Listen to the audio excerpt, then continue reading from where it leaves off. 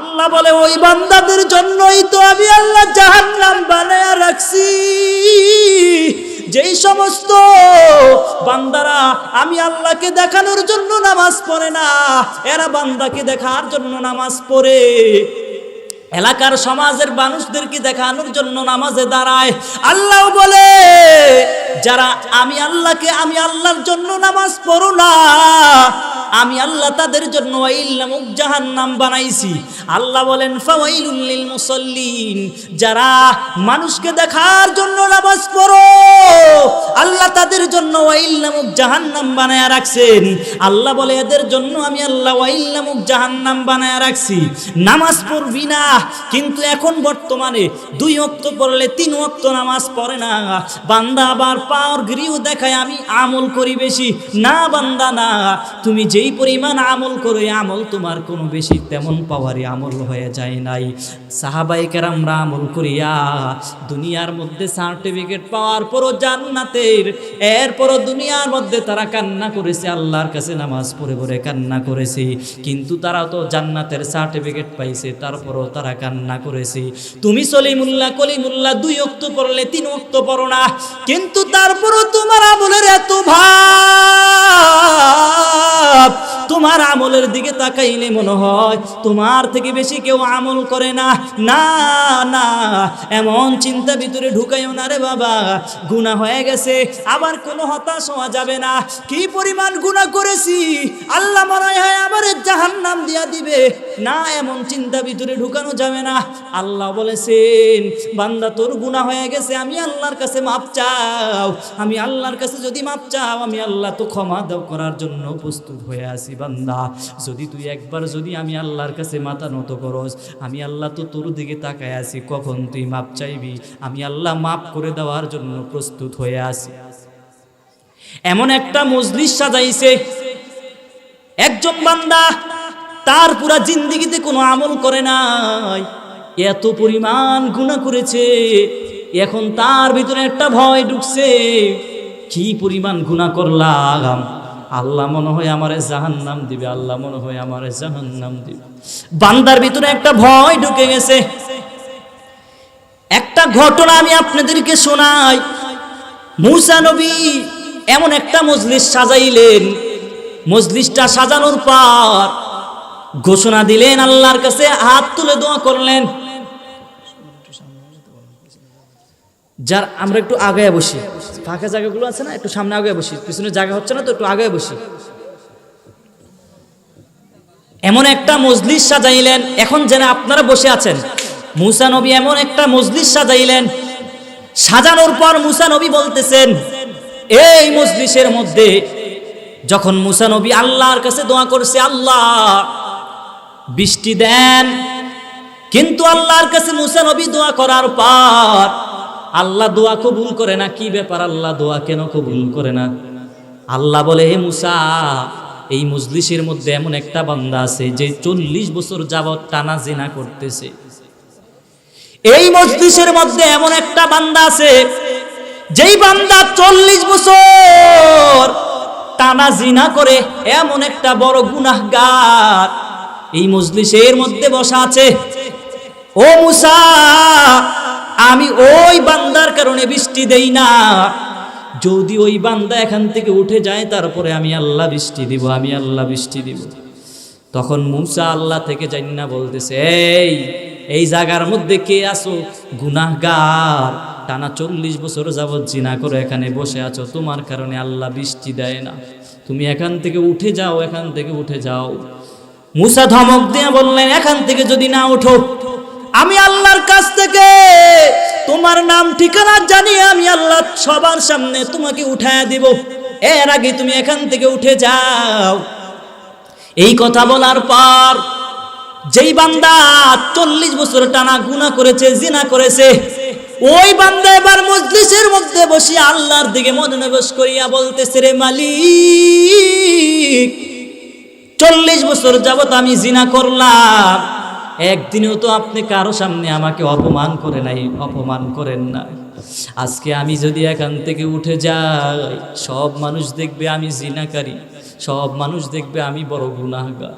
আল্লাহ, আল্লাহর কাছে এমনভাবে আল্লাহর দিকে মনোনিবেশ হইয়া আল্লাহর কাছে এমনভাবে কান্নাকাটি শুরু করে দিয়েছে, চোখ দিয়ে বেয়ে বেয়ে পানিগুলো ফেলছে, আর আল্লাহর কাছে বলছে, রে মালিক, আমি যেই পরিমাণ গুনাহ করেছি আমার বাবাও জানতো না, আমার মাও জানে না, আমার আত্মীয় স্বজন কেউ জানে না।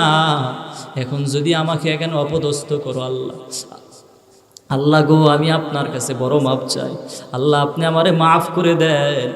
ওই বান্দার চোখের পানি আল্লাহর কাছে এত পরিমাণ কবুল হয়েছে, আল্লাহ সাথে সাথে বৃষ্টি দিয়ে দিলেন।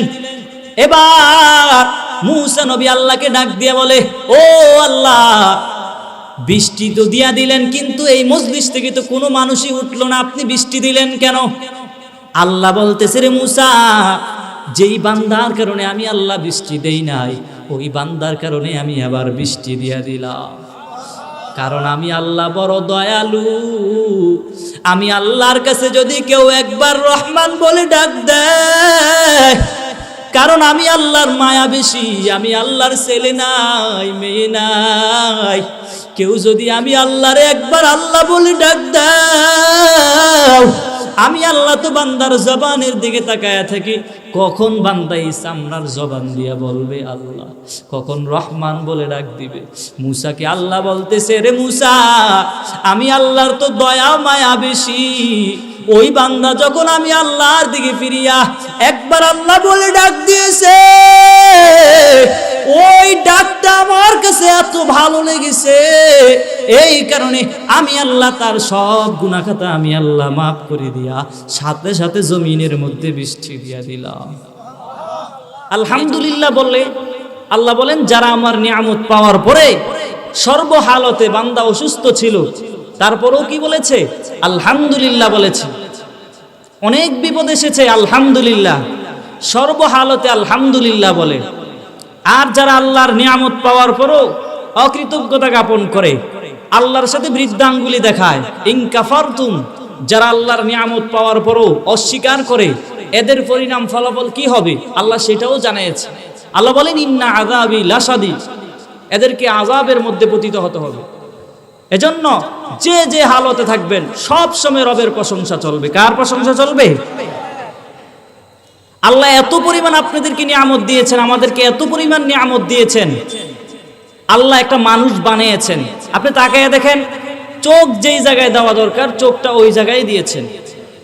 আর চোখ যদি আপনাকে এই জায়গায় মুখে না দিয়ে, যদি চেহারায় না দিয়ে, যদি আপনার একটা চোখ ডান বগলের নিচে দিত আর একটা বাম বগলের নিচে দিত, তাহলে কেমন হতো? না, আল্লাহ বলে, আমি চোখ যেই জায়গায় দেওয়া দরকার সেই জায়গায় দিয়েছি। এরপরে তোমার কান যেই জায়গায় দেওয়া দরকার সেই জায়গায় দিয়েছি, হাত যেই জায়গায় দেওয়া দরকার সেই জায়গায় দিয়েছি, পাও যেভাবে দেওয়া দরকার সেইভাবে আমি আল্লাহ দিয়েছি। এজন্য বান্দা সর্বহালতে রবের প্রশংসা করা লাগবে। আল্লাহ কোরআনে বলেন, ওয়া ইন তাউদ্দু নি'মাতাল্লাহি লা তুহসুহা, আমি আল্লাহ এত পরিমাণ নিয়ামত দিয়েছি, বান্দা গণনাও করে শেষ করতে পারবে না, এত পরিমাণ আল্লাহ নিয়ামত দিয়েছে। আল্লাহ বলেন, পৃথিবীতে আমি আল্লাহ যত গাছ দিলাম, যত গাছ উৎপন্ন হয়েছে, সব গাছকে যদি আপনি কেটে কলম বানান, আর পৃথিবীতে আল্লাহ যত পানি দিয়েছেন, নদী সাগর যত সাগর আছে, সব সাগরের পানি যদি কালি বানাও আর গাছ দিয়ে যদি কলম বানায়, যদি ওই পানিগুলো যে কলম যারা যদি লিপিবদ্ধ করতে থাকো, তারপরও রবের প্রশংসা করা শেষ হবে না। এত পরিমাণ আল্লাহ আমাদেরকে নিয়ামত দিয়েছেন। এজন্য সর্বহালতে কার প্রশংসা চলবে? না কোনো বাবার প্রশংসা চলবে? আল্লাহ আমাদেরকে বুঝার তৌফিক দান করুক। আমি আপনাদের সামনে যে আয়াত পড়েছি, এই আয়াত বুঝার আগে, এর আগে কিছু কথা বুঝতে হবে, তাহলে আলোচনা বুঝতে সহজ হবে। এত বিস্তারিত আলোচনা করার সময়ও নাই, মুখতাসার কিছু বলবো। আমি যে আয়াত পড়েছি ওই আয়াত বুঝার জন্য কিছু কথা বলছি। আল্লাহ আমাদেরকে কেন পাঠিয়েছেন? আল্লাহ সে 29 নম্বর পারায় আল্লাহ বলেন, আল্লাযী খলাকাল মাউতা ওয়াল হায়াতা লিয়াবলুয়াকুম আইয়ুকুম আহসানু আমালা। আমি আল্লাহ মানুষকে দুনিয়ার মধ্যে দুই কারণে পাঠিয়েছি। কয় কারণে পাঠিয়েছি? একটা কারণ হলো অবশ্যই আমি আল্লাহ তোমাদেরকে পরীক্ষা করব, লিয়াবলুয়াকুম, অবশ্যই আমি তোমাদেরকে পরীক্ষা করব। দ্বিতীয় নম্বর কি কারণ? আইয়ুকুম আহসানু আমালা, কে কত ভালো আমল করতে পারো, কে কত সুন্দর আমল করতে পারো, আমি আল্লাহ দেখব। এরপরে আল্লাহ কুরআনুল কারীমের আরেক জায়গায় যে আয়াতখানা আমি পড়েছি, ওই আয়াতে আল্লাহ বলেন, ওয়ালানাবলুওয়ান্নাকুম বিশাইইম মিনাল খাউফি ওয়াল জু'i ওয়া নাকসিম মিনাল আমওয়ালি ওয়াল আনফুসি ওয়াস সামারাত। এই আয়াতের মধ্যে আল্লাহ বলেন, আমি আল্লাহ রাব্বুল আলামিন মানুষকে পৃথিবীর মধ্যে অনেক কিছু দ্বারা পরীক্ষা করব, কিন্তু কি দ্বারা পরীক্ষা করব এই আয়াতের মধ্যে আমি আল্লাহ কিছু তুলে ধরলাম। আল্লাহ বলেন কি দ্বারা আমি আল্লাহ তোমাদেরকে পরীক্ষা করব। এই আয়াতের মধ্যে আল্লাহ সর্বপ্রথম বলেন, ওয়ালানাবলুওয়ান্নাকুম বিশাইইম মিনাল খাউফ, আমি আল্লাহ ভয়ের মাধ্যমে তোমাদেরকে পরীক্ষা করব। কিসের মাধ্যমে পরীক্ষা করব? ভয় দেখাইয়া আমি আল্লাহ পরীক্ষা করব। কেমন ভয়? আল্লাহ বলেন, পৃথিবীতে আমি বিভিন্ন সময় বিভিন্ন বিপদ দেই তোমাদেরকে। কোন কোন সময় আমি এমন ঝড় তুফান দেই, এমন বৃষ্টি দেই, ভূমিকম্প দেই, যেই ভূমিকম্প বান্দা দেখা ভয় পাইয়া আমি আল্লাহর দিকে আসে কিনা সেটা আমি আল্লাহ দেখি। আল্লাহ ভূমিকম্প দিয়াও মাঝে মাঝে পরীক্ষা করেন। ঝড় তুফান আসলে আল্লাহ তাআলা এটাও একটা পরীক্ষা। আল্লাহ রব্বুল আলামিন বলেন এই আয়াতের মধ্যে, আমি আল্লাহ রব্বুল আলামিন দুনিয়ার মধ্যে মানুষদেরকে বানাইলাম, বানানোর পরে দুইটা কারণ আমি আল্লাহ জানায় দিলাম। একটা কারণ হলো আল্লাহ বলেন, আমি আল্লাহ তোদেরকে বানিয়েছি একমাত্র আমার ইবাদত করার জন্য। আমি আল্লাহ তোমাদেরকে অবশ্যই পরীক্ষা করব। কেমন পরীক্ষাটা করব আল্লাহ সেটাও জানায়া দিয়েছেন। কিসের মাধ্যমে আল্লাহ পরীক্ষা করবেন আল্লাহ সেটাও জানায়া দিয়েছেন। আল্লাহ বলেন, আমি আল্লাহ অনেক কিছুর মাধ্যমে আমি আল্লাহ তোমাদেরকে পরীক্ষা করব, কিন্তু এই আয়াতের মধ্যে আমি আল্লাহ কিছু ধরে তোদেরকে বুঝায় দিলাম যেন তোমরা বুঝতে পারো আমি আল্লাহ তোমাদেরকে কি দিয়া পরীক্ষা করব। আল্লাহ বলে, ভয় দিয়া পরীক্ষা করব। কেমন ভয়? আল্লাহ বলেন, আমি মাঝে মাঝে ভূমিকম্প দিব। এই ভূমিকম্পের ভয় পাইয়া যদি বান্দা আমার দিকে ফিরে আসে, অবশ্যই আমি আল্লাহ এদের জন্য আমি আল্লাহ ফেরেশতাকে ডাক দিয়ে বলে দিয়েছি, ও ফেরেশতার দল, আমার বান্দা যেই বান্দাটা আমি আল্লাহকে ভয় করিয়া করিয়া ইবাদত করবে, মসজিদে প্রবেশ করবে, আল্লাহু আকবার বলবে, ওই বান্দার আমলনামায় সওয়াব লিখে দাও, লিখে দাও। আল্লাহ এত কিছু পরীক্ষা করবেন। আল্লাহ বলেন, আমি আল্লাহ তোদেরকে ধনী বানাইলাম।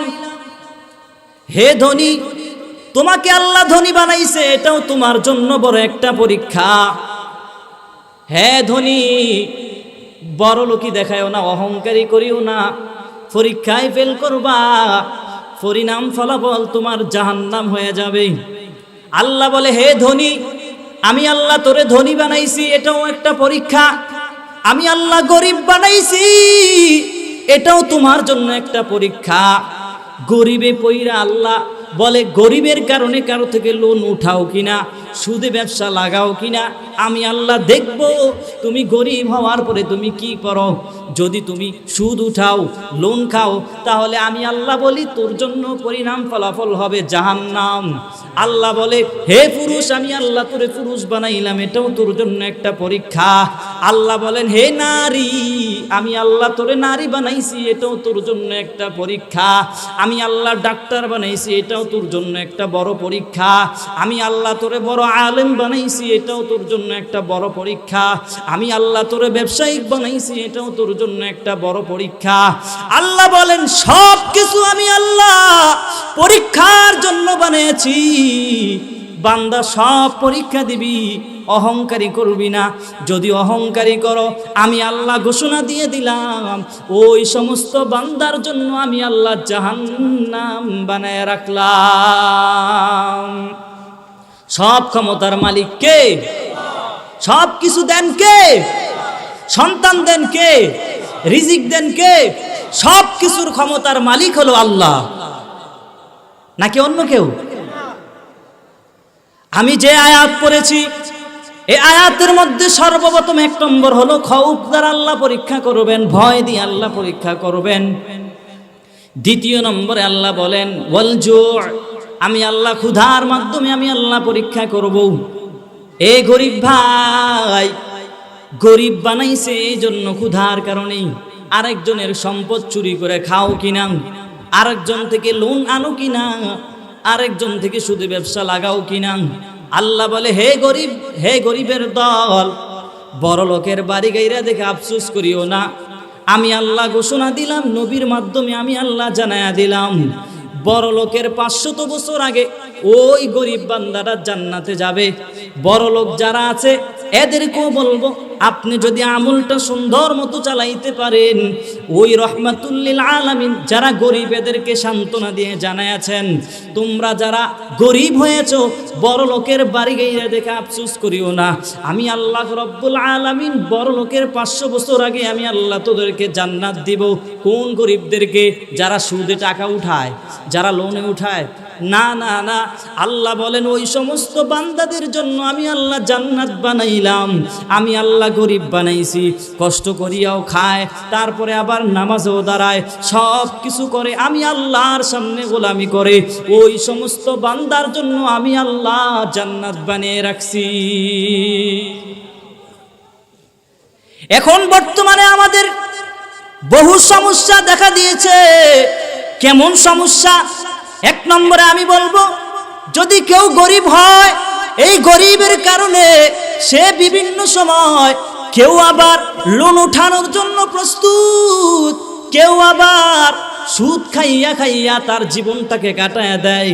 আল্লাহর নবী বলেন না না, যাদেরকে গরিব বানাইছি এটাও তাদের জন্য একটা বড় পরীক্ষা।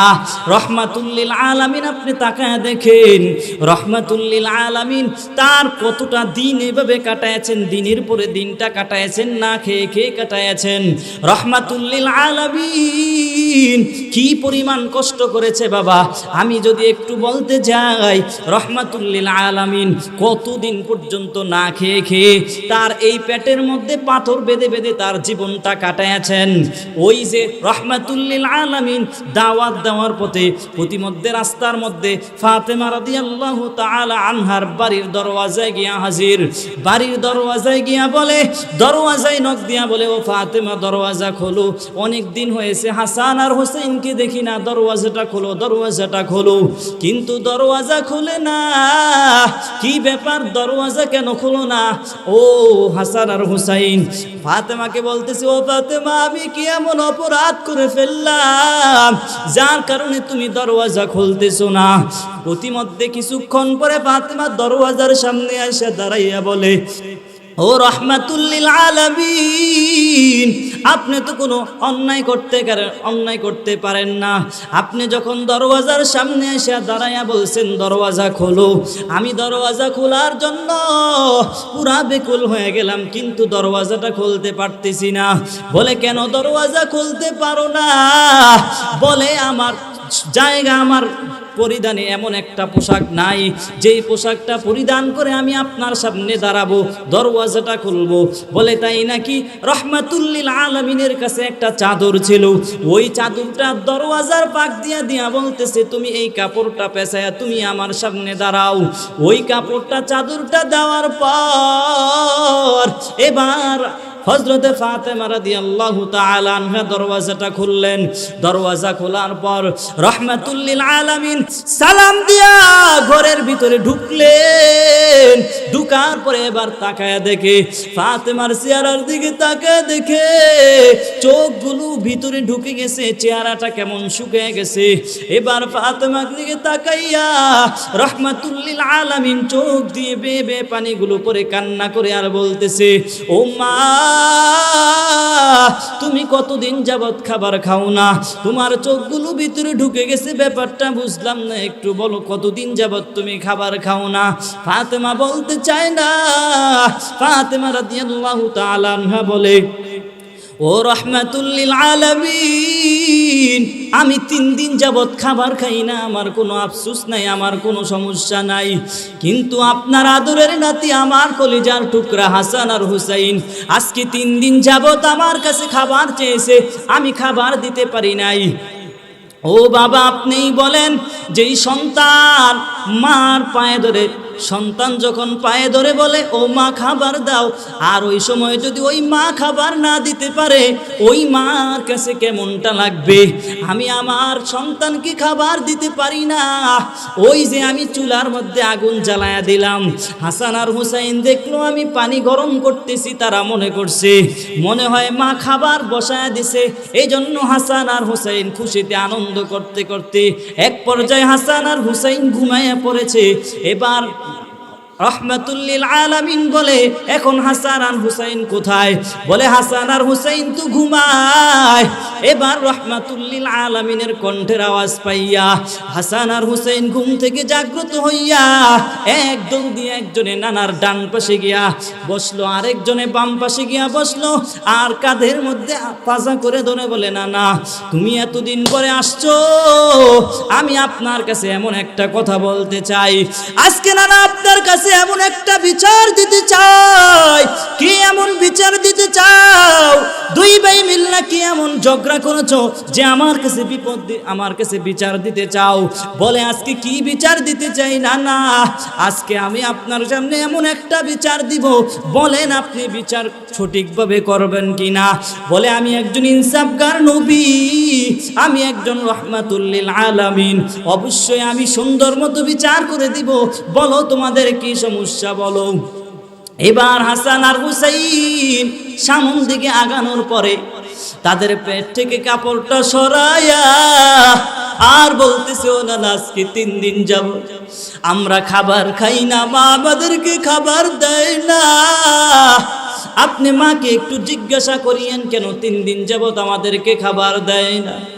রহমাতুল্লিল আলামিন বলে, ও হাসান আর হুসাইন, আমি এই বিচার করতে পারবো না। হাসান আর হুসাইন বলে, বুঝতে পেরেছি আপনার মেয়ে, এই কারণে আপনি বিচার করতে পারবেন না। বলে, না রে না, কেন আমি বিচার করতে পারবো না রে হাসান আর হুসাইন? শোনো, কারণ আমি নিজেই যদি আজকে 3 দিন না 7 দিন যাবত আমি রহমাতুল্লিল আলামিন খাবার খাই না, না খাইয়ে 7 দিন যাবত আমি পেটের মধ্যে পাথর বাইদে এখানে আসলাম, আমি নিজেই 7 দিন যাবত খাবার খাই না, 3 দিনেরটা কিভাবে আমি বিচার করব? এবার হাসান আর হুসাইন বলে, ও মায়ার নবী, ও নানা জান, বুঝতে পারলাম আপনার মেয়ে, এই জন্য আপনি বিচার করতে চান না।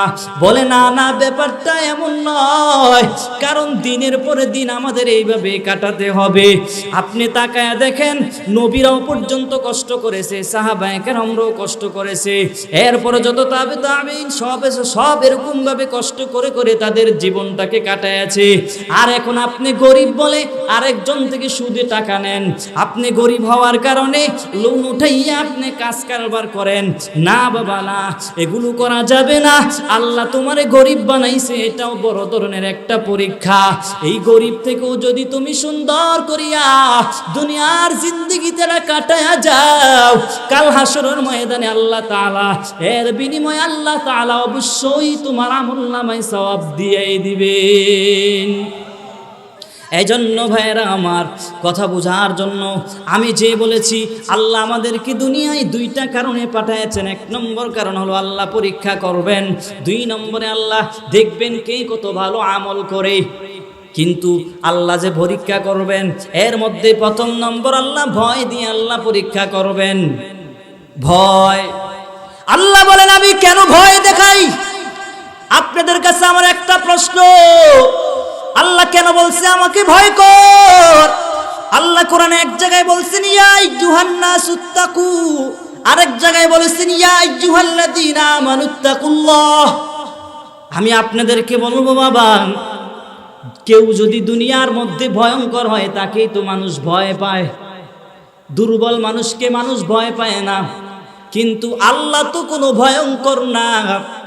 আল্লাহ কেন কোরআনে বলে একবার ব্যাপকভাবে মানুষ সবাইকে বলে আমাকে ভয় কর? আবার বলতেছে ইয়া আইয়ুহাল্লাযীনা আমানুত্তাকুল্লাহ। আরেক জায়গায় বলে হে ঈমানদারগণ আমাকে ভয় করো, আমাকে ভয় করো। আল্লাহ ভয়ঙ্কর না, তারপরেও আল্লাহ কেন আমাকে বলতেছে আমাকে ভয় কর, আমাকে ভয় কর? ব্যাপারটা বুঝলাম না। আল্লাহ বলেন আমি তো অনেক দয়ালু, তারপরও আমি আল্লাহ কেন বললাম আমাকে ভয় করো, আমাকে ভয় করো? আল্লাহকে ভয় করার মানে হলো আল্লাহর আযাব যত বড়, আল্লাহর আযাব দেখে দেখে ভয় কর। ওই ভয় করে যদি আমি আল্লাহর তাকওয়া যদি ভিতরে ঢুকাইতে পারো, যেই বান্দা আল্লাহর তাকওয়া ভিতরে ঢুকাইছে ওই বান্দার জন্যই তো আল্লাহ বলেছে এদের জন্য আমি আল্লাহ জান্নাত বানাইছি, যারা আমি আল্লাহকে ভয় করিয়া 5 ওয়াক্ত নামাজ পড়ে। আমি আল্লাহ ভয়কে করিয়া করিয়া তারা সুদে টাকা আনে না, আমি আল্লাহকে ভয় করিয়া তারা লোনে টাকা উঠায় না। কারণ আমি আল্লাহকে ভয় থাকার কারণেই তো 5 ওয়াক্ত নামাজ জামাতের সাথে আদায় করে। আমি আল্লাহকে ভয় করার কারণেই তো তাকবীরুল্লাহ ছাড়ে না। আমি আল্লাহকে ভয় করার কারণেই তো দুনিয়ার যত খারাপ কাজ আছে সব খারাপ কাজ থেকে বেঁচে বেঁচে ভালোর দিকে দৌড়ায়। এই জন্যই আল্লাহ বলেছে আমি আল্লাহকে ভয় কর। আল্লাহ বলেছে আমাকে ভয় করলেই তুমি জান্নাত পাইয়ে যাইবা। এই জন্য ভাইরা আমার, আমি আপনাদেরকে ক্ষুধার কথা বললাম, এরপরে আল্লাহ বলেছে এরপরও আল্লাহ বিভিন্ন সময় আপনার ফসল আদির ক্ষেত্রে আল্লাহ পরীক্ষা করবে। জমিনের মধ্যে আল্লাহ এত পরিমাণ ধান দিয়েছে, আপনি খুশি হয়েছেন। এই বছর আপনাকে আল্লাহ ধান বেশি দিয়েছে, এজন্য আপনি অনেক খুশি।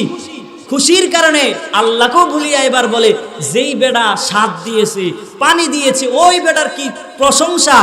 কিন্তু যেই মালিক আপনাকে এত পরিমাণ ধান দিয়েছে, আপনার ফসল ভালো দিয়েছে, ওই মালিকের প্রশংসা নাই, আছে না নাই? আপনি তাকায় দেখেন আপনার এলাকার সন্তান বিদেশ চলে গেছে, প্রতি মাসে বাপকে দেয় 10,000, মাকে দেয় 10,000। এই 10,000 টাকা পাইয়া এবার সন্তানের খালি প্রশংসা করে, আল্লাহর প্রশংসা নাই, আছে না নাই? যে আল্লাহ তোমারে দিয়েছে, তোমার সন্তানরে যে আল্লাহ দিয়েছে, তোমার সন্তানকে যে আল্লাহ চাকরি দিয়েছেন, ওই আল্লাহর প্রশংসা না করিয়া সন্তানের প্রশংসা করো। আল্লাহর প্রশংসা করে না, আল্লাহর নাম ভুলিয়া যায়। বাবাকে সন্তান 10,000 টাকা দেয়, 10,000 টাকা পাইয়া এবার খালি গুণ গায় সন্তানের। 5,000 টাকা পাইয়া এবার মা খালি সন্তানের গুণগান গায়।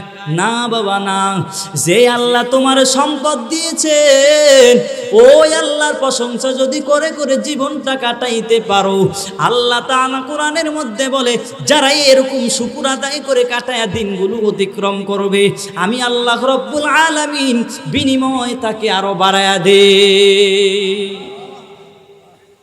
আজকে গরিব হওয়ার কারণে মানুষ বলে আমি গরিব, গরিব হওয়ার কারণে মানুষ বলে আমার ঘরে টাকা নাই, এই জন্যই তো আমি নামাজ পড়তে পারি না, কাজ করে খাই, এই জন্য কাজের পাক দিয়ে আমি নামাজ পড়তে পারি না। বাবা তুমি কাজটাকে অনেক দাম দিলা, তোমার নামাজকে দাম দিলা না। দুনিয়ার মধ্যে আল্লাহ তাআলা সামান্য সময়ের জন্য পাঠিয়েছেন, কিছুদিন যাবত আল্লাহ দুনিয়ার মধ্যে পাঠিয়েছেন, কিছুদিন তোমরা দুনিয়ায় থাকবা, এরপরে দুনিয়া থেকে বিদায় হয়ে যাইবা। কিন্তু দুনিয়ায় আসার সিরিয়াল আছে, যাওয়ার কোনো সিরিয়াল নাই। আপনি তাকায় দেখেন আপনার আপন ভাই, আপনার আপন কেউ চলে গেছে, হঠাৎ করিয়া দুনিয়া থেকে বিদায় নিয়েছে, আছে না নাই?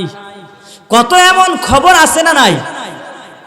সন্তানের আগে যে বাবার আগে সন্তান চলে গেছে, এমন ঘটনা নাই? আছে। এজন্য ভাইয়েরা আমার, আল্লাহ যে তোমারে আমারে দুনিয়ায় পাঠাইছেন, এজন্য আল্লাহ কেন পাঠাইছেন ওই জিনিসটা যদি ভিতরে ঢুকাইতে পারেন, অবশ্যই আপনার আমলটা আরো সুন্দর হয়ে যাবে। সুন্দর আমল করতে হবে, কিন্তু সুন্দর আমলের কথা বলা হয়েছে। সুন্দর আমল বলতে আল্লাহ এখানে আকসারু বলে নাই, আল্লাহ বলে নাই বেশি বেশি করে আমল কর, আমি আল্লাহর কাছে বেশি আমল বেশি দাম, এমনটা আল্লাহ বলে নাই। আল্লাহ বলে সুন্দর আমল কর। সুন্দর আমল বলতে দায়ী মানে আমলটা যদি চালাইতে পারো। কথার কথা, প্রতিদিন মাগরিবের পরে আপনি 4 রাকাত তাওয়াবিন নামাজ পড়েন, এই 4 রাকাত 6 রাকাত আওয়াবিন নামাজটা যদি আপনি কন্টিনিউ করতে পারেন, প্রতিদিন যদি চালায়া যাইতে পারেন, রহমাতুল লিল আলামিন বলে যারা এই দাইমানি আমলটা চালায়া যায়, আল্লাহ তাআলা তাদের জন্য অবশ্যই কাল হাসরের ময়দানে আল্লাহ বলবে, বান্দার কি আমল আছে দেখো। যখন বান্দার আমল নামায় দেখবে সে প্রতিদিন 6 রাকাত 4 রাকাত করে আওয়াবিন নামাজটা কন্টিনিউ চালাইছে, ওই বান্দার জন্য আল্লাহ তাআলা এর উসিলা করিয়া আল্লাহ তাআলা মাফ করে আল্লাহ জান্নাত দিয়ে দিবেন। কিন্তু আমাদের অবস্থাটা কেমন? বিপদ আসলে মসজিদে দৌড়াও, বিপদ চলে গেলে মসজিদে নাই। আজকে বিপদ আসছে এই জন্য মসজিদে আসলাম, বিপদের কারণে তুমি সামনের কাতারে আসলা, বিপদ চলে গেছে তুমি না না। আল্লাহ বলে এমন আমল আমার কাছে দাম নাই। কোন আমলটা আমার কাছে দাম? যে আমলটা সর্বদাই করা হয়, ওই আমলটা আমি আল্লাহর কাছে বড় দামি। যে কোনো একটা আমল, আজকের বয়ান হচ্ছে আপনার এখানে, যে কোনো একটা আমল এইটা নিয়ে যাবেন, এটা কন্টিনিউ চালাবেন, সব সময় যদি চালাতে পারেন, একটা সুন্নতকে যদি আপনি ধরতে পারেন, হতে পারে এই সুন্নতের উসিলায় একটা আমলের উসিলায় আল্লাহ কাল কিয়ামতের ময়দানে জান্নাত দিয়ে দিতে পারেন। পারেন কি পারেন না? কারণ আল্লাহ তো হাসরের ময়দানে খালি উসিলা তালাশ করবে, বান্দাকে কিভাবে জান্নাতে দেওয়া যায় নাকি? যদি বান্দার হিসাব নেওয়া হয়, বান্দার তো উপায় নাই। আল্লাহ চাইবে কেমনে তার বান্দাকে জান্নাতে দেওয়া যায়, আল্লাহ শুধু এটাই তালাশ করবে। এজন্যই তো বলা হয় যে নামের উসিলাও তোমার জান্নাতে যাবে। কিন্তু বর্তমানে আমরা নামগুলো ভালো রাখছি না। সন্তানের নাম যদি সুন্দর রাখতে পারেন, আল্লাহ কাল হাসরের ময়দানে এক আয়েশা বলে ডাক দিবে, সব আয়েশা হাজির। এক আলী বলে ডাক দিবে, সব আলী হাজির। বলে তোমাকে তো ডাকি নাই। বলে তোমরা আসছো কেন? আল্লাহর তো দয়া বেশি, মায়া বেশি। আল্লাহকে তোমরা যে তো আসছো, যাও তোদেরকেও আমি আল্লাহ জান্নাত দিয়ে দিলাম। যা নামের একটা অ্যাকশন আছে কি নাই? কিন্তু নাম আমাদের আজকে সুন্দর রাখা হয় না। কি নাম যে রাখে! এজন্য সুন্দর নাম রাখলে হতে পারে এই নামের উসিলাও আল্লাহ জান্নাত দিয়ে দিবেন। এজন্য ভাইয়েরা আমার, নিজের আমলটাকে সুন্দর করা লাগবে। আমলটা যত সুন্দর করতে পারবেন, নিজের জীবনটা বড় সুন্দর হয়ে যাবে। আর যদি আমল সুন্দর না করো, কাল হাসরের ময়দানে যতই আফসোস করো বান্দা, আল্লাহ দুনিয়ায় আমার একটু আবার পাঠায়া দেন, আমি একটু আমল করব। আল্লাহ বলবেন না বান্দা, আমি আল্লাহ তোরে দুনিয়ার মধ্যে এত সুযোগ দিলাম, 70 বছর হায়াত দিলাম, 20 বছর হায়াত দিলাম, 30 বছর হায়াত দিলাম, 40 বছর হায়াত দিলাম। এত বছর হায়াত পাওয়ার পরও বান্দা আমল করলি না, আজকে কোনো ছাড় দেওয়া হবে না। বান্দা তোর গুনাহ হয়ে গেছে, সাথে সাথে তাওবার দিকে দৌড়াও। গুনাহ হয়ে গেছে, সাথে সাথে তাওবার নামাজ পড়ে আল্লাহর কাছে কান্না করো। আল্লাহ বলে কোনো বান্দা যদি আমার কাছে এক ফোঁটা চোখের পানি ছেড়ে কান্না করে, রহমাতুল লিল আলামিন বলেন ওই বান্দার জন্য আমি আল্লাহ জাহান্নাম হারাম বানায়া দেই। কিন্তু বান্দার আজকে নামাজ পড়তে পারে না, বলে হুজুর নামাজ পড়ার পরও কেন গুনাহ থেকে বাঁচতে পারি না? বুঝতে হবে নামাজের পরে এমন নামাজ পড়েন যেই নামাজগুলো আপনার কবুল হয় না। কারণ এখন বর্তমানে আমরা নামাজ পড়ি একজনে আরেকজনকে দেখাবার জন্য নামাজ পড়ি। আমার আব্বাজান আমাকে দেখবে এজন্য আমি নামাজ পড়ি, আমার দাদা আমাকে দেখবে এজন্য আমি নামাজ পড়ি, আমার এলাকার মানুষ আমাকে খারাপ বলবে এজন্য আমি নামাজ পড়ি। ঈদের নামাজ যদি না পড়ি এলাকার মানুষ কি বলবে? জুমার নামাজ যদি আমি না পড়ি এলাকার মানুষ কি বলবে? আল্লাহ বলে ওই বান্দাদের জন্যই তো আমি আল্লাহ জাহান্নাম বানায়া রাখছি।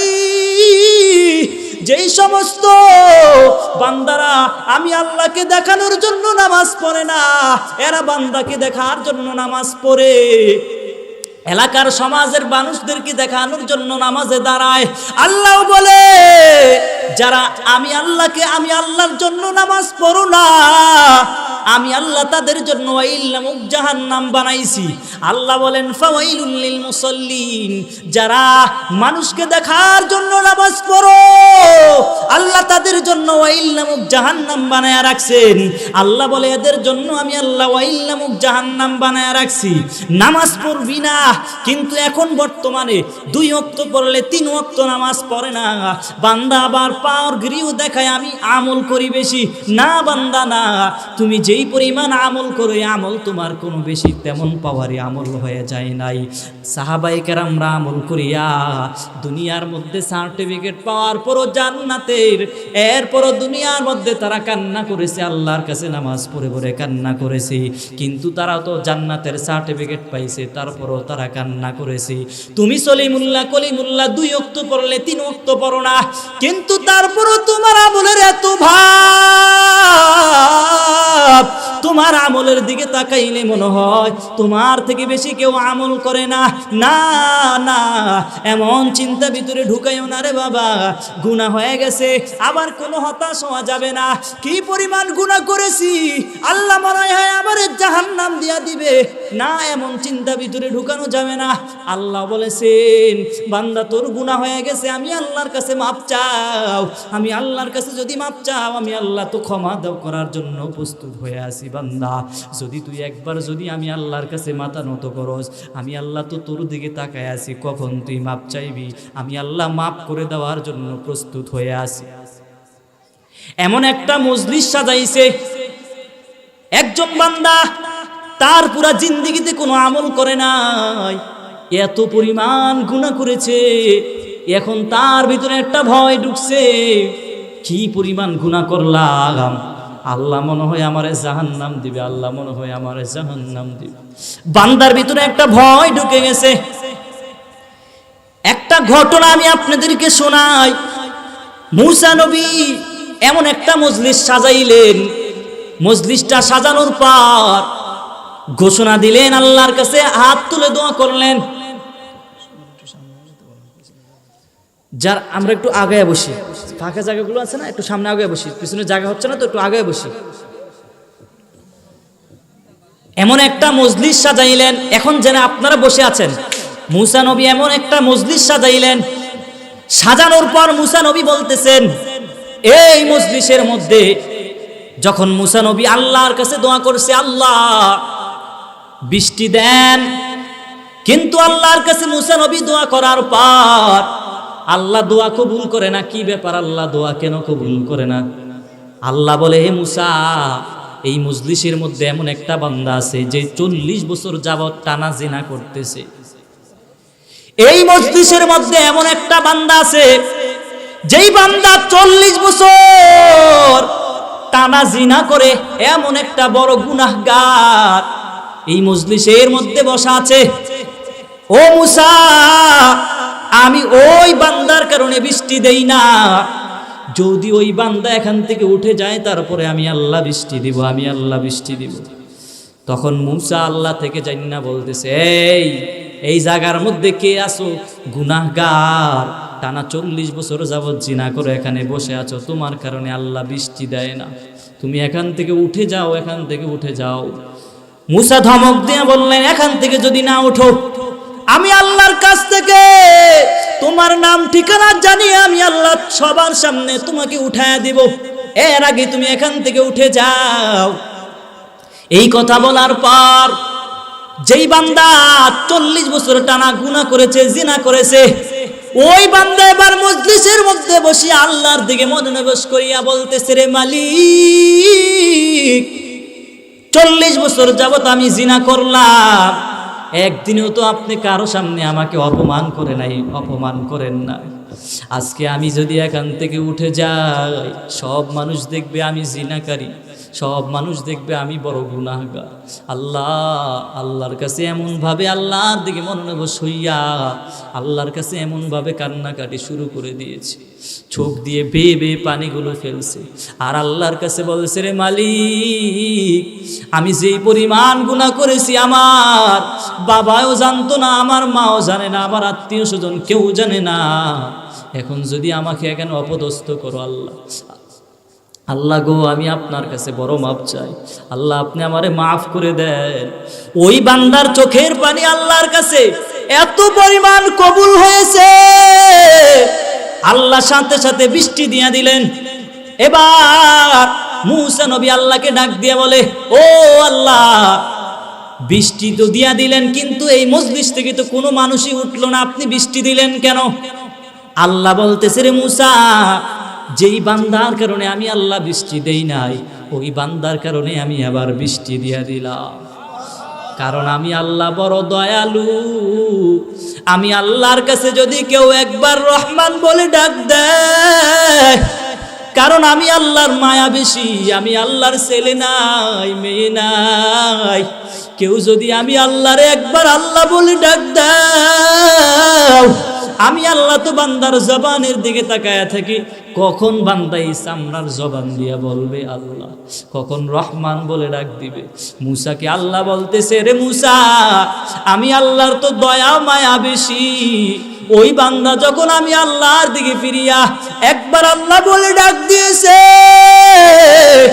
ওই ডাকটা আমার কাছে এত ভালো লেগেছে, এই কারণে আমি আল্লাহ তার সব গুনাহ খাতা আমি আল্লাহ মাফ করে দিয়া সাথে সাথে জমিনের মধ্যে বৃষ্টি দিয়া দিলাম।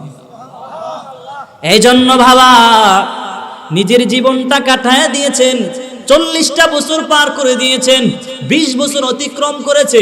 যুবক ভাই, ও পদ্মার আড়ালের মা ও বোনেরা, আপনারাও আমার এই এলাকার মানুষ। আমি ভালো অনেক জায়গায় অনেক কথায় আপনারা নিজের ব্যাপারে নিজে বলেন, কিন্তু আপনি নিজের ব্যাপার নিজের দিকে একবার তাকায় দেখেন আপনি কেমন, আপনি ভালো করিয়া জানেন। কিন্তু আপনি যদি একবার গোপনে আল্লাহর কাছে 2-4 রাকাত তাহাজ্জুদ নামাজ পড়িয়া আল্লাহর কাছে যদি হাত তুলে বলতে পারো, মালিক জীবনে বহু গুনাহ করেছি, এত পরিমাণ গুনাহ করেছি, আল্লাহ আমাকে মাফ করে দাও, আল্লাহ তাআলা অবশ্যই মাফ করে দিবেন কিনা। আল্লাহ বলে, বান্দা হতাশ হওয়ার কোনো কারণ নাই। পাহাড় পরিমাণ গুনাহ করেছো, নদীর মধ্যে যত পানি আছে, সাগরের মধ্যে যত পানি আছে, যত পার আছে, পাহাড় সমতুল্য পরিমাণ গুনাহ করে ফেলেছো। একবার মসজিদে ঢুকিয়া যদি 2 রাকাত তাওবার নামাজ পড়িয়া যদি আমি আল্লাহর কাছে হাত তুলে যদি একবার বলো, মালিক জীবনে বহু গুনাহ করলাম, আল্লাহ গো তুমি ছাড়া আর আমাদের কেউ নাই, তুমি ছাড়া আমাদের আর কেউ নাই, এমন করে যদি আল্লাহর কাছে কান্না করে চোখ দিয়ে 2-4 ফোঁটা চোখের পানি ফেলতে পারো, অবশ্যই আল্লাহ তাআলা তোমার সব গুনাহ খাতা আল্লাহ মাফ করে দিবে। আল্লাহ তোমারে ধনী বানাইছে, অহংকারী করে লাভ নাই। তোমার থেকে টাকাওয়ালা কম ছিল না কারুন রে আল্লাহ ধ্বংস করে দিয়েছে। কারুন কি পরিমাণ ধন সম্পদের মালিক ছিল জানো? বলে কারুন এত পরিমাণ ধন সম্পদের মালিক, একবার মূসা নবী কারুনকে বলতেছে, যাকাত দিও তুমি। কেন তাকে এই কথা বললো, তুমি যাকাত দিও, দান করো? এই কথা বলার কারণে কারুন বলতেছে, আমি যা অর্থ সম্পদ কামাইছি সব আমার, ক্বালা ইন্নামা উতীতুহু ইলম, আমি নিজের এলেমে নিজের শক্তিতে সব কিছু আমি নিজে কামাইলাম, কেন আমি আবার আল্লাহর রাস্তায় দান করব? কারুন অহংকার করেছে। মূসা নবী আল্লাহর কাছে বদদুয়া করেছে, আল্লাহ সে অহংকারী করেছে, আল্লাহ তাকে ধ্বংস করে দাও। এই দোয়াটা করার পর এবার মূসা নবীর বিরুদ্ধে কারুন লেগে গেছে। কেন তাকে বললো তুমি যাকাত দিও? এই কথা বললে কেন বললো? এই জন্য কারণ একটা মেয়েকে বলছে, তোমাকে আমি এত পরিমাণ টাকা দিব, কি করবা? তোমাকে আমি অনেক টাকা দিব, বিনিময়ে তুমি মূসার নামে একটা অপবাদ দিবা। মূসা নবী কেমন অপবাদ দিবা? বলে মূসা জিনা করেছে, তুমি এমন একটা অপবাদ দিবা।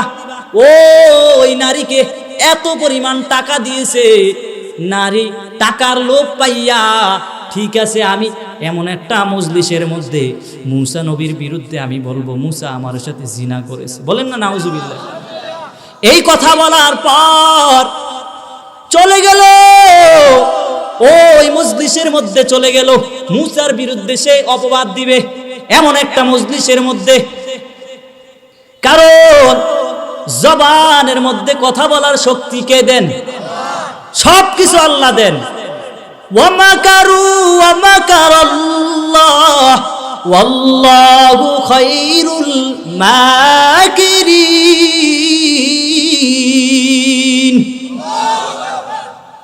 কারণ ওই নারী যখন মজলিসের মধ্যে এসে দাঁড়ায় গেল, মূসার বিরুদ্ধে সে অপবাদ দিবে, দাঁড়াইয়া যখন বলেছে, সবার সামনে বলেছে মুসা আমার সাথে জিনা করেছে, আল্লাহ সাথে সাথে তার জবানটা বন্ধ করে দিলেন। ওই নারী বুঝতে পেরে এবার আল্লাহর কাছে বলে, মালিক বুঝতে পারি নাই, আমাকে মাফ করে দাও। এই কথা বলার পরে নারী বসে গেছে, বসার পরে আবার আল্লাহ জবানটা খুলে দিছে, জবান খুলে দিছে। আবার বলতেছে লোভে পাপ পাবে মৃত্যু। এবার বলে আরেকটা চান্স নিয়ে দেখি, কারণ অনেক টাকা তো। এবার আবার দাঁড়াইছে, মুসার বিরুদ্ধে বলবে, মুসা আমার সাথে জেনা করেছে, এই কথা বলার জন্য আবার দাঁড়িয়ে গেল। এবার দাঁড়ানোর পর আবার আল্লাহ তাআলা তার জবানটাকে বন্ধ করে দিলেন। এবার ওই নারী বলতেছে, রে আল্লাহ, আমি বোঝার আর বাকি নাই, মুসা একজন খাঁটি একজন পয়গম্বর, আল্লাহ আপনি আমার জবানটা খুলে দেন, আমি সেই কথাটা সবার সামনে বলে দিব। কারণ 2 নম্বর। এবার ওই নারী বসার পরে আল্লাহ জবানটা আবার খুলে দিলেন। কার কারিশমা?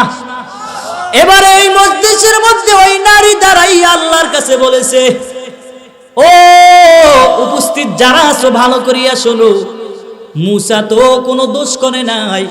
মুসার কাছে যখন এই নারী জানায়া দিল, মুসা তো অনেক মেজাজ গরম ছিল। মুসা এই কথা শোনার পর আল্লাহর কাছে এমন ভাবে দোয়া করেছে, আল্লাহ মাটি আমার অনুগামী বানায়া দাও, মাটি আমার অনুসরণী বানায়া দাও। আল্লাহ বলে, মুসা যাও, আমি আল্লাহ তোর মাটির অনুগামী বানায়া দিলাম। এবার মুসা মাটিকে আদেশ করলো, মাটি কারণ রে এমন ভাবে তুমি চাপ দাও। এবার মুসার অর্ডার পাইয়া এমন জোরে একটা চাপ দিল, চাপ দেওয়া মাত্রই হাঁটু পরিমাণ কারণ দেবে নিচে চলে গেল। এবার নিচে যাইয়ে এবার কারণ ডাক দিয়া বলে, মুসা বাঁচাও, আমাকে বাঁচাও। মাটিকে বলে, মাটি আরো জোরে চাপ দাও। এবার আরো চাপ দিছে, এবার পাজর পর্যন্ত নিয়ে গেল। মাটিকে বলে আরো জোরে চাপ দাও। এবার আরো চাপ দিলেন, তারপরে তার কাঁধ পর্যন্ত তাকে নিচের দিকে নিয়ে গেল। নেওয়ার পরে আর কারুন আর বলতেছে, ও মুসা বাঁচাও বাঁচাও বাঁচাও, এমন করে করে মুসাকে ডাক দেয়। কিন্তু না না, আল্লাহ তাআলা মুসাকে বলে, ও মুসা তুমি যতটুকু পরিমাণ ওই বান্দার দিকে যত পরিমাণ তাকাও নাই, আমি আল্লাহ তো ওই কারুনের দিকে এর চেয়েও বেশি পরিমাণ তাকায়াছিলাম। আমি শুধু তাকায়াছিলাম, ওই বান্দাটা একবার আমি আল্লাহকে বলে কিনা আল্লাহ বাঁচাও, একবার যদি যতবার তুমি মুসাকে বলেছে বাঁচাও, আমি আল্লাহকে যদি একবার বলতো মুসা এই কথা না বলিয়া যদি বলতো আল্লাহ বাঁচাও আল্লাহ বাঁচাও আল্লাহ বাঁচাও, আমি আল্লাহর যদি একবার আল্লাহ বলে ডাক দিত, কারণ আমি আল্লাহর মায়া এত পরিমাণ, আমি আল্লাহকে যদি একবার রহমান বলে ডাক দাও, কারণ আমি আল্লাহর মায়াও বেশি দয়াও বেশি। ওই কারণ যে তো তুমি মুসাকে বারবার ডাক দিয়েছে, আমি আল্লাহকে ডাক দেই না, এজন্য আমি আল্লাহ তার উপর দয়া করতে পারি নাই, কারণ আমি আল্লাহর দয়াও বেশি আবার রাগও বেশি। এজন্য ভাইয়েরা আমার, গুনাহ যদি হয়ে যায় আল্লাহর কাছে তাওবা করো, হতে পারে আল্লাহ তাআলা তোমার তাওবা কবুল করে তোমার জীবনের সব গুনাহ খাতা আল্লাহ মাফ করে দিবেন। ও বাবা, ও বৃদ্ধ বাবাজি, ও দাড়ি পাকনাওয়ালা, ও যুবক ভাই, কিসের এত পরিমাণ মাস্তানি দেখাও, কিসের অহংকারী দেখাও। গত 2 দিন আগে আমরা ইন্টারনেটের মধ্যে দেখতে পেলাম আমাদেরই সমবয়সী একজন বক্তা দুনিয়া থেকে বিদায় হয়ে গেছে। এমন বহু ঘটনা আপনারা শুনতে পান। সকালবেলা বাইক নিয়ে বের হয়েছে, বিকালবেলা আর ঢুকতে পারে নাই, আসে না নাই, ঢাকা থেকে ফিরতে পারে নাই। মা আজানকে বলে দিয়েছে আমি আসতেছি, বাবাকেও টেলিফোন করে বলে দিয়েছে আমি আসতেছি, কিন্তু আসার আগেই ওই যে ঢাকার মহাসড়কের মধ্যে অ্যাক্সিডেন্ট হইয়া রাস্তার সাইডে পড়ে তোমাকে কল করে জানাও তোমার সন্তান আর দুনিয়ায় না। আমি আজকে এখান থেকে বলতে চাই, ও বাবারা, আপনারা এখানে আজকে জমাত হয়েছেন, আমিও আপনাদের এলাকার মানুষ, আমি বলবো 5 ওয়াক্ত নামাজ যদি জামাতের সাথে আদায় করতে পারো, কারণ আল্লাহ তাআলা হাশরের ময়দানে সর্বপ্রথম নামাজের হিসাবটা নেবেন। যে বান্দার নামাজের আমলটা ভালো থাকবে, আল্লাহ তাআলা বলে তার বাকি আমলটাও ভালো থাকবে। যদি তোমার এই নামাজের হিসাবটা নিতে গিয়ে যদি দেখে তোমার নামাজ নাই, তোমার যাকাত নাই, তোমার হজ করেছো না, তুমি টাকাওয়ালা হয়েছো হজ করো নাই, আল্লাহ বলে বান্দা কাল হাসরের ময়দানে আমি আল্লাহ যখন হিসাবের কাঠ করায় দাঁড় করাবো তখন তোমার অবস্থাটা কেমন হবে বাবা একবার একটু চিন্তা করে দেখো। যারাই নামাজ পড়েন না 1 মিনিটের জন্য একটু চিন্তা করেন, নামাজ দিয়ে আমি পড়ি না, দুনিয়া থাকতে বিদায় একদিন না একদিন চলে যেতেই হবে। এই যে এখানেও কত মানুষ শুয়ে আছে, আমার দাদারাও শুয়ে আছে, আমার দাদার আগে যারা আছে তারাও শুয়ে আছে, একদিন আপনিও চলে যাবেন, এখানে থাকবেন না বাবা। জাহান্নামের আগুনের কথা একটু স্মরণ করো। দুনিয়ার আগুন সাধারণ, দুনিয়ার সাধারণ আগুনের সামনে যখন আপনি দাঁড়ান 5 মিনিট 10 মিনিট বসার পরে আপনি এখান থেকে উঠিয়া চলে আসেন, কিন্তু জাহান্নামের আগুনে এত পরিমাণ তেজিলা হবে বাবা, ওই দিন যখন আপনাকে আমাকে জাহান্নামের আগুনে নিক্ষেপ করা হবে কেমন অবস্থা হবে বাবা। এজন্য বাবা 5 ওয়াক্ত নামাজটাকে ঠিক করে নাও। যদি 5 ওয়াক্ত নামাজ জামাতের সাথে আদায় করতে পারো তাহলে বাকি আমলগুলো আস্তে আস্তে তোমার সুন্দর হয়ে যাবে বাবা। একটা ঘটনা, আমি যখন চাঁদপুরে পড়াশোনা করতাম, আমার এই সাথে সঙ্গে একজন ছাত্র ভাই রমজান মাসে তারাবির নামাজ পড়ায়, কত সুন্দর কণ্ঠে তারাবির নামাজ পড়াইতেছে। 10 তারাবির সময় হঠাৎ করিয়া তার মাথা চক্কর মেরে পড়ে গেল। কি ব্যাপার হুজুর এত সুন্দর মধুমাখা কণ্ঠে তেলাওয়াত আমাদেরকে শোনায়, হঠাৎ করিয়া হুজুর অসুস্থ। সব মুসল্লিরা তাকায় আছে, কি ব্যাপার হুজুরের কি হয়েছে? সবাই ধইরা তাকে নিয়ে গেল। 2 দিন পর 3 দিন পরে খবর আসলো হুজুরের এমন একটা রোগ হয়েছে, জন্ডিস হয়ে গেছে, জন্ডিস থেকে আলসার হয়ে গেছে। কিছুদিন পরে খবর শোনা যায় ওই সন্তানটাও দুনিয়া থেকে বিদায় হয়ে গেছে। বাবা সেও তো এমন কেউ নয়, বিবাহ শাদীও করতে পারে নাই, এর আগে দুনিয়া থেকে বিদায় হয়ে গেছে। এমন বহু ঘটনা আপনারা শুনতে পাবেন। আপনার এলাকার কত মানুষ চলে গেছে। এই জন্য বাবা আল্লাহ কোরআনে বলেছে, ইয়া আইয়ুহাল্লাযীনা আমানুত্তাকুল্লাহ, আমি আল্লাহকে ভয় কর। আমি আল্লাহকে ভয় করিয়া যদি আমলটা চালায়া যাইতে পারো কাল হাসরের ময়দানে আমি আল্লাহ তাআলা, কারণ আমি আল্লাহ চাইবো আমার একটা আদরের গোলাম যেন জাহান্নামে না যায়। আমি আল্লাহ চাইবো আমার সব বান্দা যখন জান্নাতে যায়। আল্লাহ কাল হাসরের ময়দানে যখন হিসাবের কাঠ করায় দাঁড় করানো হবে, আপনি তাকায়া দেখেন আপনার এই অঞ্চলের মানুষগুলো যখন মরিয়া যায়, আপনার আপন ভাই যখন ইন্তেকাল করে যায়, মসজিদে একটা এলান হয়ে যায়। কি এলান হয়? অমুক ভাই আর দুনিয়ায় নাই। সব বন্ধু বান্ধবরা ছুটিয়া তাড়াতাড়ি করে চলে আসে, আইসা খবর নেয়, এক নজর আপনার চেহারার দিকে তাকায় আর বলে তাড়াতাড়ি করে দাফন কর, আর তারে রাখিয়া লাভ নাই। কয় কি কয় না? আপন সন্তান বলবে ঘর থেকে বের কর। একদল লোক চলে যাবে বাঁশ কাটার জন্য, আরেকদল লোক চলে যাবে গরম পানি করার জন্য, আরেকদল লোক চলে যাবে বরুড়া বাজার থেকে কিছু কাপড় নিয়ে আস। যেই কাপড়গুলো তোমার সঙ্গে যাবে, আর কিছুই তোমার সঙ্গে যাবে না। ওই সাদা কাপড় কেনার জন্য তৈয়ার একজন চলে গেল।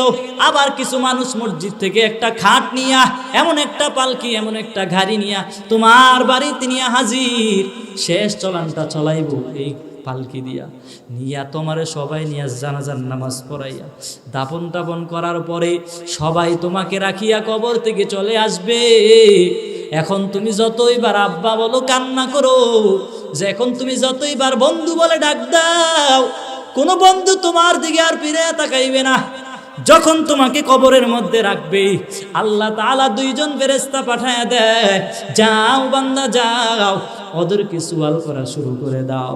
তখন আল্লাহ 2 জন ফেরেশতা এসে সুয়াল করা শুরু করে। যখন সুয়াল করা শুরু করে, তোমার রবের পরিচয় দাও, ধর্মের পরিচয় দাও। এই পরিচয়গুলো দেওয়ার পর বান্দা যখন এই 3টা সুয়ালের জবাব দিতে না পারে, আল্লাহ বলে, ও ফেরেশতার দল, যেই বান্দা সুয়াল করার পরে জবাব দিতে পারে নাই, ওই বান্দার একটা রাস্তা জাহান্নামের সাথে লাগায় দাও। কারণ আমার এই বান্দা দুনিয়া থাকতে নাফরমানি করেছে, আমার ইবাদত করে নাই।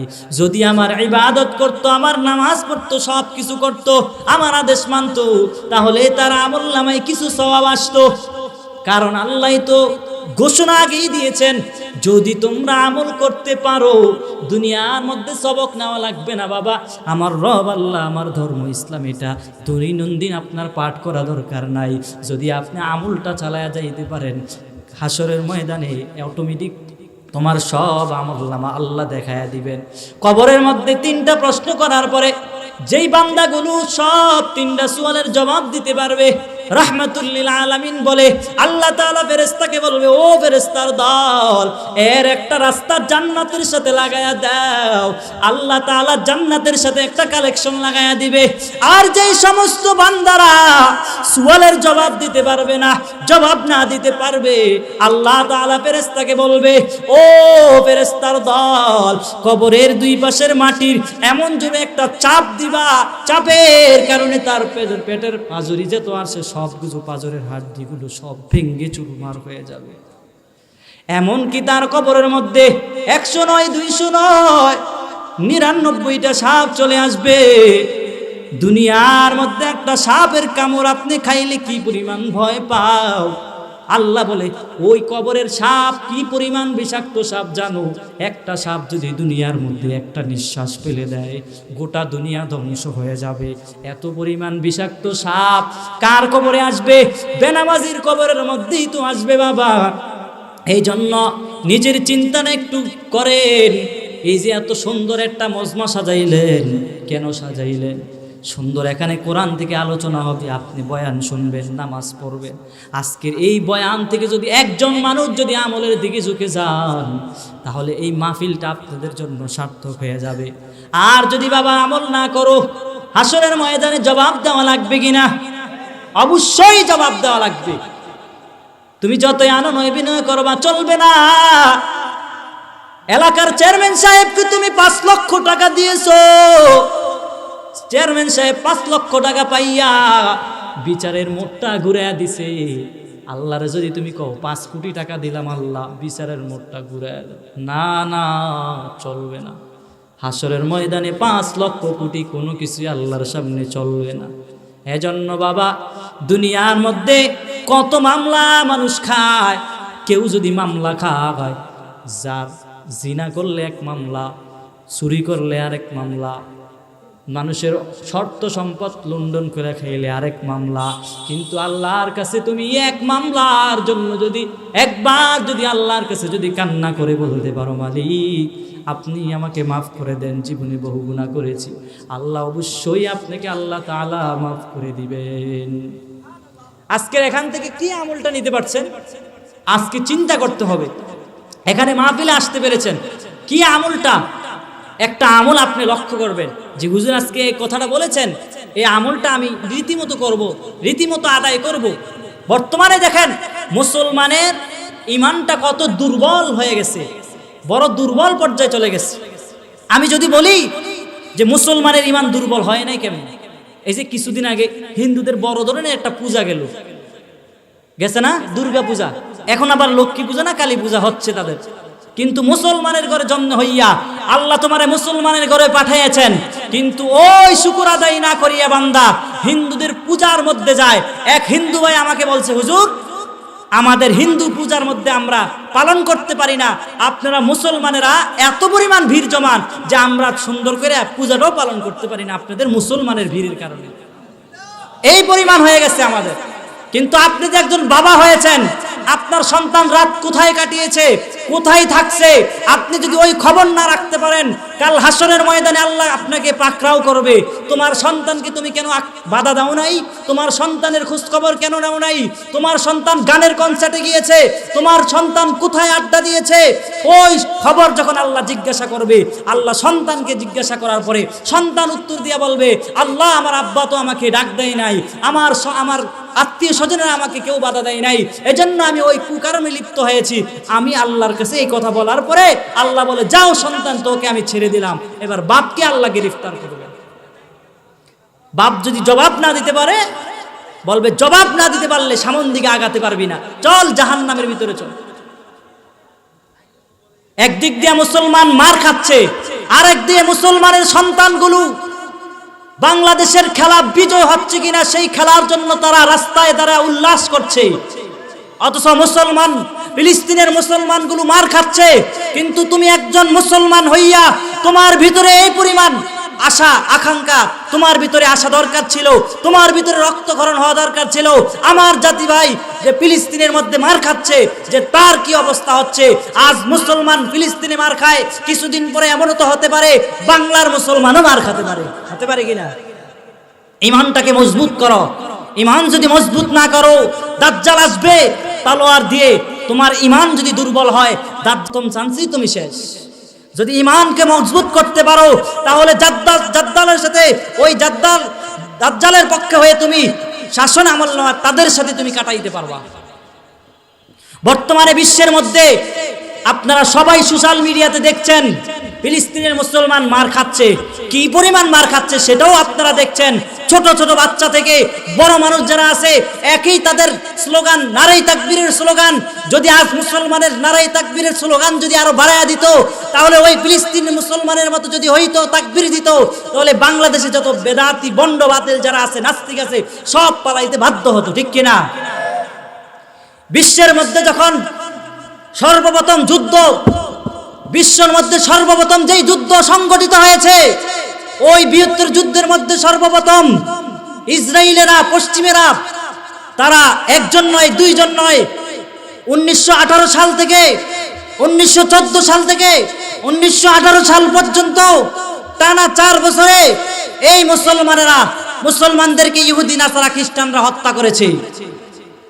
পরবর্তীতে 1939 সাল থেকে 1945 সাল পর্যন্ত এই টানা 6 বছরের মধ্যে দ্বিতীয় বিশ্বযুদ্ধের মধ্যে মুসলমানদেরকে হত্যা করেছে। পরবর্তীতে জাতীয় সংঘের নেতৃত্বে ওই বিশ্বের নিকৃষ্টতম রাষ্ট্র আমেরিকা, ওই আমেরিকার মধ্যে ভিয়েতনামে মুসলমানদেরকে 22 লক্ষ মুসলমানকে হত্যা করেছে। পরবর্তীতে ইরাকের মধ্যে 18 লক্ষ মুসলমানকে হত্যা করেছে। আর এখন ইসরায়েলি সন্ত্রাসীদেরকে তারা মদত করছে, সাহায্য করছে যে নিরীহ ফিলিস্তিনের মুসলমানকে হত্যা করার জন্য। কেন? জাতীয় সংঘের মাধ্যমে আমাদের মুক্তি আসবে না। কারণ জাতীয় সংঘে তার জাতীয়তার মাধ্যমে যদি মুক্তি আসতো, ইতিপূর্বে যারা চেয়েছে তারা তো মুক্তি পায় নাই। ভারতবর্ষে ভারত বিভাগের আগে মিস্টার জিন্নার সাহেব, আবুল কালাম আজাদ, তারাও কিন্তু উপমহাদেশের জন্য মুক্তির জন্য, মুসলমানের মুক্তির জন্য চেয়েছে, কিন্তু তারা মুক্তি পায় নাই। কিভাবে এই বড়, যদি তোমরা কিভাবে সম্মানের সাথে স্বাধীনতা অর্জন করতে হয়, তাহলে আফগানিস্তানের মুজাহিদদের দিকে তাকাও। কিভাবে ইহুদি নাসারা খ্রিস্টানদের 20 দাঁতকে ভেঙে চুরে চুরমার করে দিতে হয়, তাহলে ফিলিস্তিনের হামাসের দিকে তাকাও। কারণ মুসলমানের ঈমান যত মজবুত হবে, কারণ দেখেন হামাসের ভিতরে যখন মুসলমানের বিরুদ্ধে তারা আসছে, মুসলমানের বিরুদ্ধে যখন লড়াই করার জন্য আসছে, এত পরিমাণ মার দিয়ে দিছে যে তারা 70 বছরের মধ্যে যেই পরিমাণ মার খায় নাই, ওই দিন ফিলিস্তিনের হামাসের মধ্যে তারা এত পরিমাণ মার খেয়েছে, তাদের ঈমানটা মজবুত হওয়ার কারণে। কিন্তু আমাদের ঈমানটা আজকে দুর্বল হওয়ার কারণে আমরা হিন্দুদের পূজার মধ্যে যাচ্ছি। হিন্দুদের পূজায় আপনি যখন যাচ্ছেন, আল্লাহর রাসূল বলেছেন, আল্লাহ কোরআনে বলেছেন, সবচেয়ে কঠিন গুনাহ ইন্না শিরকা যুলমুন আযীম। ওই শিরিক তারা করছে, তারা আরেকজনকে দেবতা বানাইয়া পূজা করছে। সেখানে গিয়ে আপনিও তাদের সামনে তাল মিলাইয়া আপনিও ড্যান্স করছেন, আপনিও তাদের সাথে সময় দিচ্ছেন, তার মানে কি আপনিও শিরিক করছেন, আপনার ঈমানটা চলে গেছে। কোথায় আছে মুসলমান? এজন্য ভাইয়েরা আমার, লক্ষ্য করতে হবে, ঈমানটাকে মজবুত করা লাগবে। ঈমান যত মজবুত করতে পারবা, তাহলে তোমার আমলটাও তত মজবুত হবে। কারণ এখন তোমার এই পূজাতে যাওয়ার তো সময় নাই। এখন তোমার এই যে ফিলিস্তিনে মানুষ মার খাচ্ছে, কিছুদিন পর তো বাংলাদেশ থেকেও আমাদের যদি তৈয়ার ঘোষণা হয় যে বাংলার মুসলমান সব তৈয়ার হও, যে ফিলিস্তিনে যাওয়ার জন্য উন্মুক্ত করে দেওয়া হলো, মুসলমান তোমরা তরবারি নিয়া, তোমরা অস্ত্র নিয়ে ফিলিস্তিনের দিকে তৈয়ার হয়ে যাও। তখন যদি মুসলমান না যায়, যদি সে পলায়, তাহলে বুঝতে হবে তার ঈমানের মধ্যে সমস্যা আছে, ঠিক কিনা? এজন্য ঈমানটাকে মজবুত করা লাগবে। সাহাবাই কেরামের ঈমান কত মজবুত ছিল। বেলাল রাদিয়াল্লাহু তাআলা আনহুর ঘটনা আপনারা ভালো করে জানেন। বেলালকে এত শাস্তি দিয়েছে, তারপরেও বেলাল এই ঈমান থেকে সরে যায় নাই। তারপরে বলেছে, এক আল্লাহ, আমার আল্লাহ এক, এক আল্লাহ ছাড়া দ্বিতীয় কোনো আল্লাহ নাই, দ্বিতীয় কোনো খোদা নাই। কিন্তু এত শাস্তি পাওয়ার পরও আল্লাহর কাছে বারবার আনয় করছে আর আল্লাহর কাছে বলছে, আল্লাহ দুনিয়ার মধ্যে আপনি আমাকে আরো শাস্তি দেন, আমার কোনো আফসোস নাই, আমার কোনো দুঃখ নাই, কিন্তু পরকালে জাহান্নামের আগুন থেকে যেন আমি মুক্তি পেয়ে যাই। কিন্তু আপনাদের আমল নাই, ইমান তো কোন পর্যায়ে চলে গেছে। এই যে যারা যারা হিন্দুদের পূজায় গেছেন, এদের ইমান আছে না গেছে?